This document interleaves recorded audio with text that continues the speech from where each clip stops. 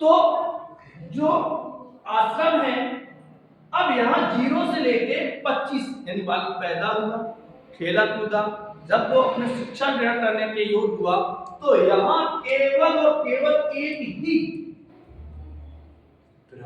उद्देश्य होता है कि ब्रह्मचर्य का पालन, और उसके जीवन का मूल उद्देश्य क्या होता है? वो होता है शिक्षा।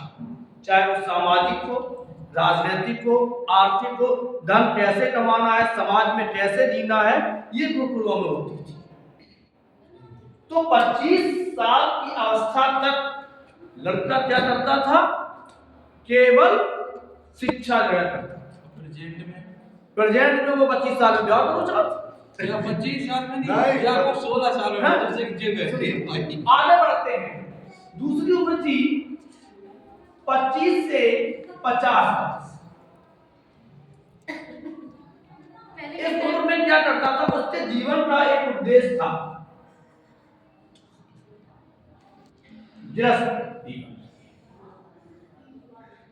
जीवन क्या है कि यहाँ पे जो हमारे 3 ऋण होती थी, गुरु ऋण, मातृ ऋण और पितृ ऋण। कितने ऋण है? 3। यदि वो किसी को शिक्षा देता है यहाँ पे, क्योंकि यहाँ वो शिक्षा नहीं दे सकता, यहाँ यदि वो शिक्षा देता है तो वह गुरु ऋण से उद्धार हो सकता है।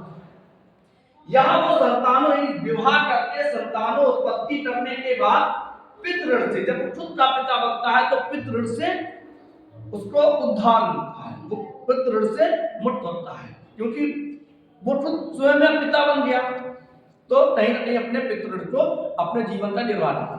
यहाँ उसके जीवन का उद्देश्य होता था कि जो हम धन कमाएं, संतानों को उत्पत्ति करें और अपने संतान को पढ़ा लिखा के उनको जीविकोपार्जन के लिए तैयार। 50 से 75 वर्ष की जो आयु होती थी, कितनी? 50 से 75 वर्ष तक की आयु जो होती थी, वहां वो क्या करता था? इस आयु में वह घर में रहता था, लेकिन घर के कार्यों में दखल नहीं देता। वो एक स्थान पर बैठता था, सभी घर के सदस्य उसकी बात को सुनते थे, फिर वो कहता था जो तुम्हें उचित लगे भाई वो कीजिए। तो वो था सन्यासी। क्या था? सन्यासी। यहाँ सन्यासी का मतलब ये नहीं होता था आज छोटे छोटे सन्यासी हैं। सन्यास का मतलब ये होता था अच्छा सन्यासी वही व्यक्ति बनता है जो गृहस्थ आश्रम में और ब्रह्मचर्य आश्रम का पालन, ब्रह्मचर्य का पालन कर लिया, ये बड़ा सरल है, लेकिन गृहस्थ आश्रम का पालन करना, गृहस्थ आश्रम का नियम करना, ये बड़ा कठिन है। आपके दरवाजे से कोई भूखा चला गया तो गृहस्थ आश्रम का पालन नहीं हुआ। आपके दरवाजे पे कोई भूखा प्यासा जो दीन दुखी जो आए, वो आपको उसका पालन, उसकी सुनना है। वो था हमारा गृहस्थ आश्रम। जिसने इसका पालन किया वो सन्यास, क्योंकि ये अनुभव था उसका। और जब 75 से जब उस पर नहीं कोई सुनता नहीं है उसकी, तो एक नियम था कि अब उसको घर पे भी सन्यास आश्रम घर में रहते ही किया जाता था कि भाई हम व्रत हैं और हमें घर के कामों से कोई मतलब नहीं, बहू ने रोटी दे दी अच्छी है, नहीं दी वो भी अच्छी। लेकिन यहाँ क्या था? यहाँ 75 से जितनी भी आयु है वो वानप्रस्थ आश्रम कहलाता था, कि वो जंगल में चला गया, किसी साधु संत की जहाँ कोई आश्रम बना है वहाँ जंगल में उन साधुओं के संगत में रहते वो अपने जीवन के अंतिम दिन काटता था, भगवान का भजन करता था, और उससे फिर संसार से कोई वृत्ति, मतलब संसार से कोई मोह नहीं रह चुका था। तो ये आश्रम थे। और ये जब तक हम इनका पूर्ण, एक संस्कृत में श्लोक है जो हमें यहाँ पे सिखाया जाता था, और वो चारों आश्रमों में पालन होता था। वृत्तम यत्तेन संरचते, व्रत माने होता है चरित्र। व्रतम यत्ते संरचते, चरित्र की यत्न पूर्वक रक्षा करनी चाहिए। अब चरित्र है क्या? लोग दो शब्दों में चरित्र को क्या देते हैं, अरे वो तो कैरेक्टरलेस है, चरित्रहीन है। वित्तम आयात यात च। चरित्र चरित्र क्या है मैं आज आपको बताऊं, अब बात पढ़ेंगे कुछ चीजें। चरित्र क्या है इसको सुनिए।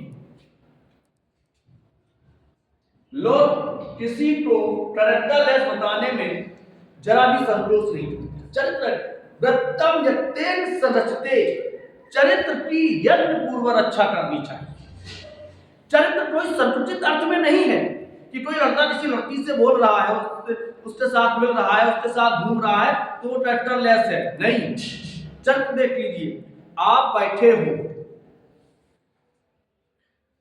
और आपके पिताजी कहीं खड़े हैं और आप कुर्सी पे बैठे रहे, पिताजी खड़े रहे, आपसे कोई बड़ा खड़ा रहा तो आपका चरित्र नष्ट है। चारपाई बिछी है और पिताजी के दाहिने आप बैठ गए, सिरहाने बैठ गए, आपका चरित्र खत्म। आप अपने पिता से जोर से बोल दिए, अपने बड़ों का अनादर कर दिया, आपका चरित्र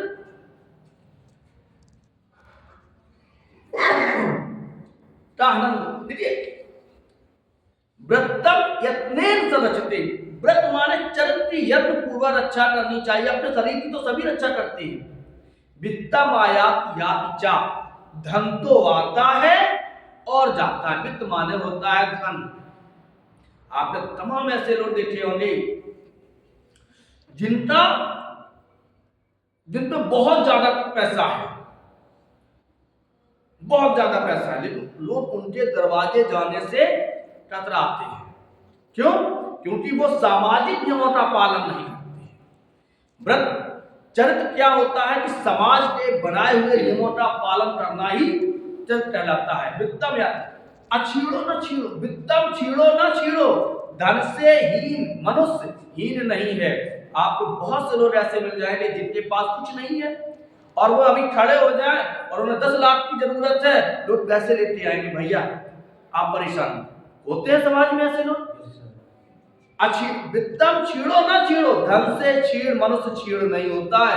वृतम तस्तु हतो हता, चरित्र के चले जाने पर वह मरे हुए के समान होता है। थोड़ा सा जैसे लोग कहते थे यार फलाने भैया बात से बात करे तो उजड्डी आदमी है, इसका मतलब उजड्डी क्योंकि उसने सामाजिक नियम का पालन नहीं करता है। तो ये चरित्र, तो हमें इस चीज पे ध्यान देना है, जो हमारा मोटिवेशनल है, जो हमारा उद्देश्य, हमारा लक्ष्य है, वो ये है कि हमें अपने जीवन को, ये अभी हम 25 से नहीं हुए, मान चलिए आपको भी 25 से नहीं है, तो आपके जीवन का सबसे मूल उद्देश्य क्या होना चाहिए था? जो लोग 25 से नहीं है या 25 से होने वाले या 25, उनके जीवन का मूल उद्देश्य क्या है? केवल शिक्षा देना, चाहे वो सामाजिक हो चाहे आर्थिक हो। हमारे यहाँ धन को दूसरे नंबर पे माना गया है। धर्म, अर्थ, काम, मोक्ष। धर्म जाने संजानम, चोरी कर ले आई, धर्म से रहते हुए अर्थ को कमाइए, तब अपने काम को कीजिए, तब मोक्ष मिलेगा। चलिए हम लोग अपनी क्लास में चलते हैं।